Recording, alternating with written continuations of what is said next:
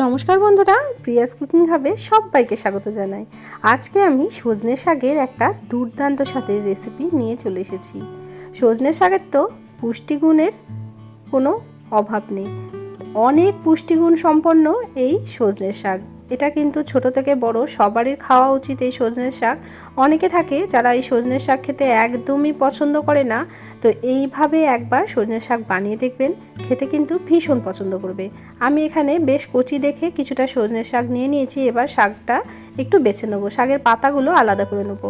আর এই সজনে শাক বাছা কিন্তু সব থেকে সহজ, তো আপনারা একবার দেখলেই বুঝতে পারবেন। আর যারা জানেন তাদেরকে তো কোনো কিছু বলার নেই। তো এখানে একটু কচি কচি যে পাতাগুলো আছে তার ছোট ছোট ডাঁটাগুলো আমি এখানে নিয়ে নিচ্ছি। আর এখানে কিন্তু বন্ধুরা একদম টাটকা শাকই রান্না করবেন। বাসি সজনের শাক কিন্তু খেতে একদমই ভালো লাগে না, সেই শাকটা কিন্তু একদম নেতিয়ে যায়। তো এভাবে আমি সম্পূর্ণ শাকটাকে বেছে নিচ্ছি, বেছে নিয়ে তারপর আপনাদেরকে আমি দেখাচ্ছি।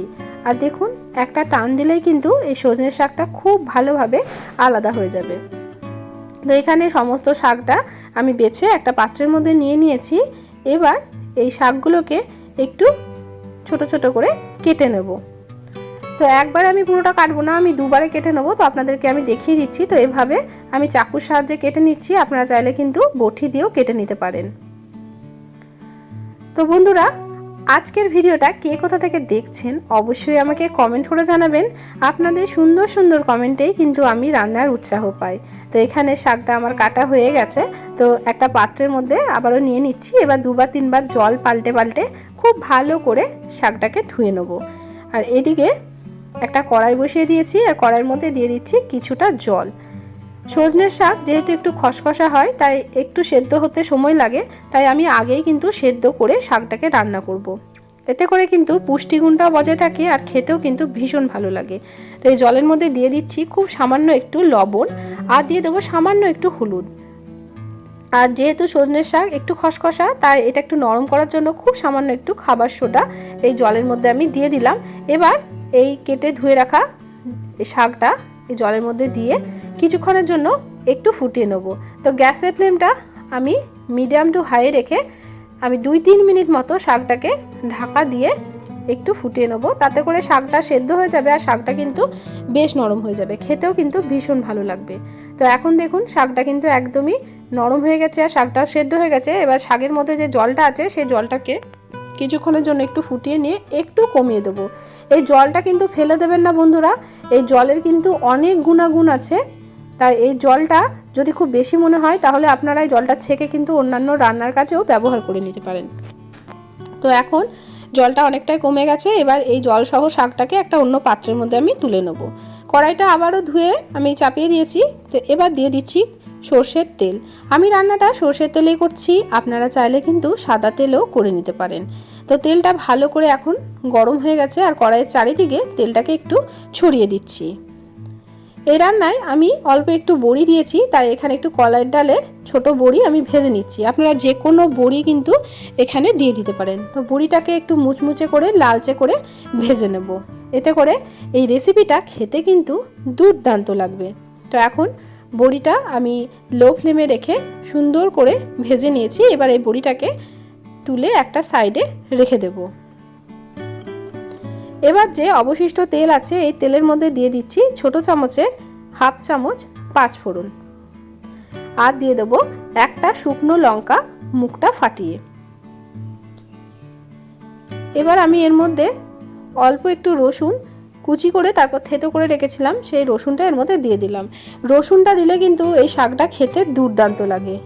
আর এখানে একটা মাঝারি সাইজের পেঁয়াজ কুচিয়ে নিয়েছি আর একটা বড় আলু আমি এরকমভাবে কেটে নিয়েছি। তো এখন আলুটা দেবো না, প্রথমে আমি পেঁয়াজটা দিয়ে হালকা করে একটু পেঁয়াজটা ভেজে নেব। পেঁয়াজ রসুন দিয়ে সজনের শাকের এই রেসিপিটা দুর্দান্ত লাগে বন্ধুরা। যারা আপনারা পেঁয়াজ রসুন খান অবশ্যই করে পেঁয়াজ রসুন দিয়ে এই শাকটা বানিয়ে দেখবেন, খেতে কিন্তু দারুণ লাগবে। গরম গরম ভাতের সঙ্গে কিন্তু একদমই জমে যাবে। তো এখন ভালো করে পেঁয়াজ আর রসুনটাকে একটু ভেজে নিচ্ছি, তবে খুব বেশি লালচে করে ভাজবো না, হালকা করে একটু ভেজে নেব।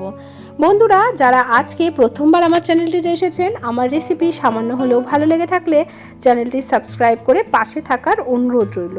পাশে থাকা বেল বাটনটিকে প্রেস করে অল নোটিফিকেশানটা অন করে রাখবেন, যাতে নিত্য নতুন কোনো রেসিপি দিলে সবার আগেই আপনাদের কাছে নোটিফিকেশান পৌঁছে যায়। তো এখন পেঁয়াজটা হালকা করে ভেজে দিয়ে দিলাম আলুটা কিন্তু আপনারা চাইলে একটু ডুমো ডুমো করেও কেটে নিতে পারেন। তো আমি একটু লম্বা লম্বা করে কেটে নিয়েছি। তো আলুটাকে দিয়ে দিলাম সামান্য একটু লবণ আর দিয়ে দেবো একটু হলুদ। তবে লবণটা কিন্তু এখানে বুঝে ব্যবহার করবেন, কারণ শাকটা সেদ্ধ করার সময়ও আমরা লবণ ব্যবহার করেছি।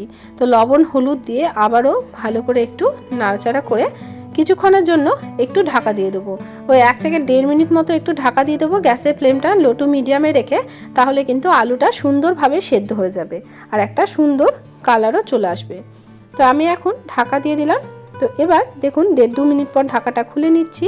খুব সুন্দরভাবে কিন্তু আলুটা ভাজা হয়ে গেছে আর একটা সুন্দর কালারও হয়েছে, আর পেঁয়াজটাও কিন্তু সুন্দরভাবে ভাজা হয়ে গেছে। আর দেখুন আপনাদেরকে দেখিয়ে দিলাম আলুটাও কিন্তু সুন্দর সেদ্ধ হয়ে গেছে। এবার সেদ্ধ করে রাখা সজনের শাকটা এর মধ্যে দিয়ে দেবো। এবার শাকটাকে ভালো করে একটু নাড়াচাড়া করে এই আলুর মধ্যে মিশিয়ে দেবো। আর এখানে কিন্তু একটু খুন্তি দিয়ে আলুগুলোকেও আমি ভেঙে দিচ্ছি, এতে করে বেশ মাখো মাখো হয় আর খেতেও কিন্তু ভীষণ ভালো লাগে। তো এখন ভালো করে আমি সজনের শাকটা এর মধ্যে দেখুন মিশিয়ে দিচ্ছি, আর গ্যাসের ফ্লেমটা এখন মিডিয়াম আঁচে রেখেই কিন্তু শাকটাকে আমি রান্না করে নিচ্ছি। তো খুব ভালোভাবে শাকটা মেশানো হয়ে গেছে। এবার ওপর থেকে দিয়ে দেবো ভেজে রাখা বড়িটা। তো আমি যেহেতু এখানে ছোট বড়ি ব্যবহার করেছি, তাই বড়িটা কিন্তু আর ভাঙলাম না। যদি আপনারা একটু বড় বড়ি ব্যবহার করেন তাহলে বড়িটাকে কিন্তু এখানে কুচি করে দিয়ে দেবেন। আর খুব সামান্য একটু চিনি দিয়ে দিলাম, কারণ সজনে শাক একটু কষাটে ভাব হয়, তাই চিনিটা দিলে কিন্তু খেতে ভীষণ ভালো লাগে। তবে যারা একদমই চিনি পছন্দ করেন না, তারা কিন্তু এখানে চিনিটা স্কিপ করতে পারেন। তবে চিনিটা দিলে কিন্তু মিষ্টি হবে না, বেশ ভালো লাগে খেতে। তো এবার খুব ভালোভাবে চিনি আর বড়িটার মধ্যে মিশিয়ে দিলাম। আর এই সময় একটু লবণটা চেক করে নেবেন, যদি লবণের প্রয়োজন হয় তাহলে লবণটা এখানে অ্যাড করে নেবেন। আমার কিন্তু আর লবণের প্রয়োজন হয়নি, তাই কিন্তু আমি আর লবণ দিলাম না। তো ভালো করে মিশিয়ে দিয়ে আমাদের কিন্তু সজনের শাকটা একদমই রেডি। গ্যাসের ফ্লেমটা বন্ধ করে এবার গরম গরম ভাতের সাথে এটাকে সার্ভ করে নেব। তো বন্ধুরা, তৈরি হয়ে গেল আজকে আমাদের দুর্দান্ত স্বাদের সজনের শাকের রেসিপি, যেটা ভীষণই উপকারী একটা শাক আর বানানোও কিন্তু ভীষণ সহজ। তো কেমন লাগলো আজকের রেসিপি অবশ্যই আমাকে কমেন্ট করে জানাবেন। রেসিপি সামান্য হলেও ভালো লেগে থাকলে প্রিয়জনদের সঙ্গে শেয়ার করতে কিন্তু ভুলবেন না। এরকম নিত্য নতুন রেসিপি পাওয়ার জন্য চ্যানেলটি সাবস্ক্রাইব করা না থাকলে সাবস্ক্রাইব করে পাশে থাকার অনুরোধ রইল। পাশে থাকা বেল বাটনটিকে প্রেস করে অল নোটিফিকেশানটা অন করে রাখবেন, যাতে আমি নিত্য নতুন কোনো রেসিপি দিলে সবার আগেই আপনাদের কাছে নোটিফিকেশান পৌঁছে যায়। অবশ্যই একবার হলেও এরকমভাবে ট্রাই করে দেখবেন বন্ধুরা। আজকের মতো আসি, দেখা হবে অন্যদিন অন্য একটা রেসিপির সাথে। সবাই ভালো থাকবেন, সুস্থ থাকবেন, সাবধানে থাকবেন। রেসিপিটি দেখার জন্য অসংখ্য ধন্যবাদ।